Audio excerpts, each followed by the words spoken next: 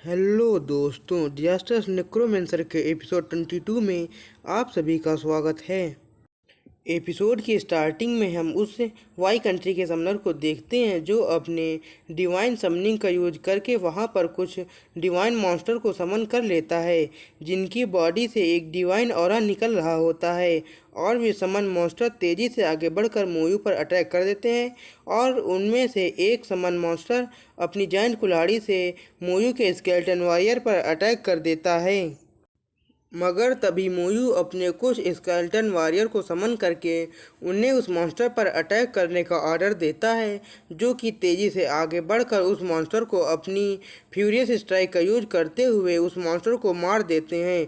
और उस divine monster को इतनी कमज़ोर देख करके मोयू काफ़ी कंफ्यूज हो जाता है और मोयू के द्वारा उस मॉन्स्टर को इतनी आसानी से मरता देखकर सभी लोग काफ़ी शॉक्ड हो जाते हैं।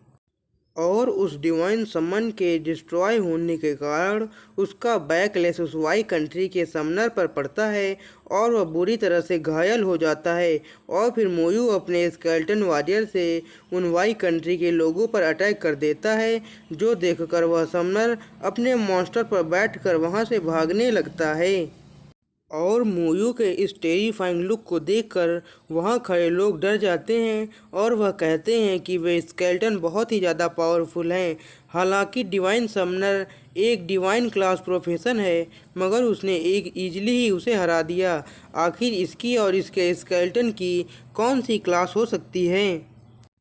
और फिर हम उस समनर को देखते हैं जो भागते हुए सोचता है कि उस लड़के ने ज़रूर ही अपना इनर टैलेंट अवेक कर लिया है। मुझे वापस जाकर वाई कंट्री में रिपोर्ट करनी होगी कि सेंजिया एम्पायर में एक और एक्सट्रीमली स्ट्रॉन्ग क्लास आ चुकी है। और फिर हम मोयू और उसके स्केलेटन वॉरियर को देखते हैं जो कि वाई कंट्री के बचे हुए लोगों को मारने के लिए तैयार हो जाते हैं, जिस कारण से वह वाई कंट्री के फाइटर वहां से भागने लगते हैं और फाइट से गिव अप कर देते हैं। और वह भागते हुए कहते हैं कि हमें मरना नहीं है। जब हमारे डिवाइन समनर उससे नहीं लड़ सके तो हमें लड़कर कोई फ़ायदा नहीं होगा। और वह वहाँ से तेज़ी से भागते हैं। और उन लोगों को इस तरह से भागता देखकर वहाँ खड़े सभी लोग उनका मजाक उड़ाने लगते हैं। और फिर वे लोग मोयू की प्रशंसा करते हुए कहते हैं कि वह भले ही कम बोलता है, मगर वह सच में हम सबके लिए एक रोल मॉडल है। जब उसने उन डिवाइन समनर को हराया था तो वह बहुत ही ज़्यादा कूल लग रहा था। और फिर हम लिन जेहान को देखते हैं जो गुस्से के साथ सोचता है कि यदि मैंने टीम नहीं छोड़ी होती तो मैं भी इस साल के ट्रायल को पास करने वालों में से एक होता। मगर नहीं, यह मेरी गलती नहीं है। लिन मोयू, तुम सिर्फ इंतज़ार करो, तुम्हें इसका हिसाब ज़रूर ही चुकाना पड़ेगा। और फिर हम सिस्टर ताओ ताओ को देखते हैं जो कहती हैं कि ट्रायल कम्प्लीटली सक्सेसफुल हो चुका है, अब हमें वापस एकेडमी में लौटना चाहिए। और फिर वह सब लोग वहां से टेलीपोर्ट हो जाते हैं। और फिर सिस्टर ताओ ताओ वापस लौटकर मोयू को थैंक्स बोलती हैं और कहती हैं कि यह ट्रायल इस टाइम पर मेरे लिए बहुत ही ज़्यादा इम्पोर्टेंट था और इस मिशन के कारण ये बहुत ज़्यादा थक चुकी होती है। पर वह सिस्टर ताओ ताओ से कहती है कि आपको इतना फॉर्मल होने की ज़रूरत नहीं है। दरअसल उसे ज़्यादा बोलने की आदत नहीं है, पर वह एक गुड पर्सन है। और तभी मोयू के पास लॉर्ड बाइसन का मैसेज आता है और वह उसे अपने ऑफिस में बुलाते हैं। और फिर हम लॉर्ड बाई और मोयू को आमने सामने ऑफिस में बैठा देखते हैं।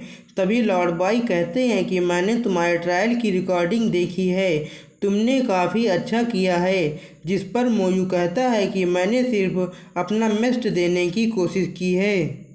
और फिर लॉर्ड बाई सोचते हैं कि यह उतना भी बुरा नहीं है। यह जीतने पर ज़्यादा एरोगेंट नहीं होता है और ना ही हारने पर निराश होता है।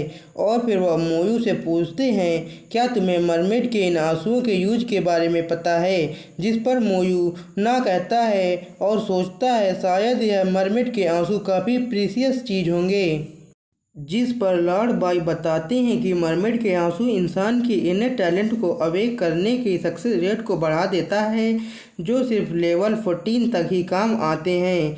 इस कारण से वह आंसू काफ़ी प्रीसियस हो जाते हैं। सौभाग्य से तुम इस समय वहाँ पर थे और तुमने एम्पायर के लिए उन आंसुओं को इकट्ठा किया, इसलिए तुम इनाम के हकदार हो। तुम अपने मन की एक चीज़ मांग सकते हो, मैं उसे पूरा करने की पूरी कोशिश करूँगा। जिस पर मोयू लॉर्ड बाई से अपने सिस्टर की इन्फॉर्मेशन पाने की मांग करता है।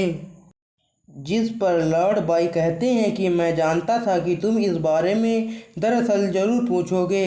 तुम्हारी बहन लिन वुहान वर्ष की शुरुआत में ही चेनसेंग एकेडमी में शामिल हुई थी, इसलिए आपको उसके बारे में कोई भी जानकारी नहीं मिली, क्योंकि चेनसेंग एकेडमी में सभी स्टूडेंट की जानकारी गोपनीय रखी जाती है। और अपनी सिस्टर को इतनी जल्दी चेनसेंग एकेडमी में जाने की बात सुनकर मोयू काफ़ी शॉक्ड हो जाता है।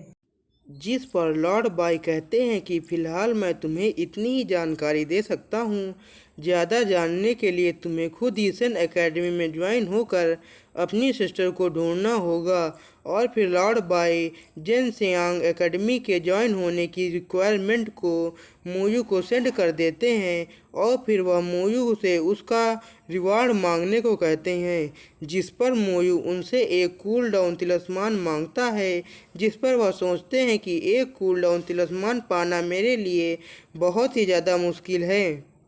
और फिर वह मोयू से एक और ट्रायल पास करने को कहते हैं और कहते हैं अगर तुम यह ट्रायल पास कर लोगे तो मैं तुम्हें यह तिलिस्मान दे दूंगा, जिसके लिए मोयू उन्हें हाँ कर देता है और सोचता है अगर मुझे यह तिलिस्मान मिल जाएगा तो मैं जल्दी अपना लेवल अप कर पाऊंगा। और फिर लॉर्ड बाई मोयू को एक टेलीपोर्टेशन स्टोन दिखाते हुए कहते हैं कि तुम्हें उस ट्रायल को देने से पहले लेवल 20 पर पहुंचना होगा। और वह स्टोन मोयू को दे देते हैं और बताते हैं कि यह स्टोन एक टेलीपोर्टेशन स्टोन है जो तुम्हें एकेडमी की डंजन तक पहुंचाएगा।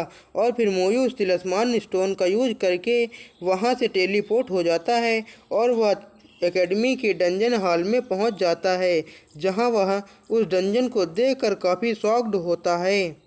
आइयो इसी के साथ हमारा एपिसोड यहीं पे ख़त्म होता है। वीडियो अच्छा लगा हो तो इसे लाइक करके चैनल को सब्सक्राइब कर लेना।